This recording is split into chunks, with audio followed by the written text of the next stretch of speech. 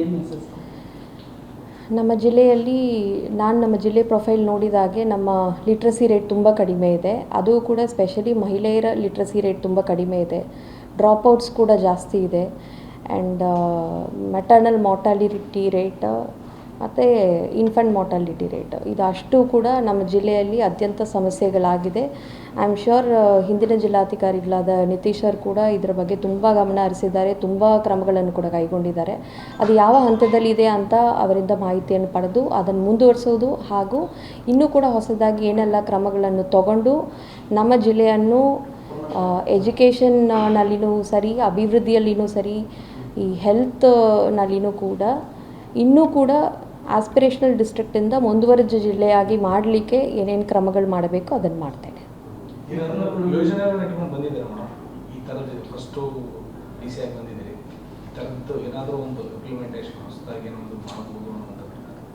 ಅದೇ ಹೇಳಿದ್ದೀನಿ ಅಲ್ವಾ, ನಂದು ಪ್ರಥಮ ಆದ್ಯತೆ ಮಹಿಳೆ ಮತ್ತು ಮಕ್ಕಳ ಅಭಿವೃದ್ಧಿ. ಸೊ ನಮ್ಮ ಜಿಲ್ಲೆಯಲ್ಲಿ ಸ್ಪೆಸಿಫಿಕ್ಕಾಗಿ ಇನ್ನು ಮುಂದೆ ಪ್ರತಿಯೊಂದು ಇಲಾಖೆ ಅಧಿಕಾರಿಗಳ ಜೊತೆಯನ್ನು ಕೂಡ ಸಮಾಲೋಚಿಸಿ ನಮ್ಮ ಜಿಲ್ಲೆ ಯಾವ ಹಂತದಲ್ಲಿ ಇದೆ, ಏನು ಸಮಸ್ಯೆಗಳಿದೆ, ಅದನ್ನು ಹೇಗೆ ಬಗೆಹರಿಸಬೇಕು ಅಂತ ನಿರ್ದಿಷ್ಟವಾಗಿ ಅದನ್ನೆಲ್ಲ ಗುರುತಿಸಿ ಆಮೇಲೆ ಅದರ ಪ್ರಕಾರ ಏನೇನು ಕ್ರಮಗಳನ್ನು ತಗೊಳ್ಬೇಕು ಅದನ್ನು ಕೈಗೊಳ್ಳುತ್ತೆ. ಈಗ ತಾನೇ ಬಂದಿದ್ದೀನಿ. ಸೊ ಸರ್ ಏನೇನು ಕ್ರಮಗಳು ತೊಗೊಂಡಿದ್ದಾರೆ ನಾನು ಹೇಳಿದ ಹಾಗೆ ಸರ್ 2 ವರ್ಷದಲ್ಲಿ ಒಂದಷ್ಟು ಯೋಜನೆಗಳು ಹಾಗೂ ಒಂದೊಂದು ಸ್ಟೆಪ್ ಆಗಿ ಹೋಗಿರ್ತಾರೆ.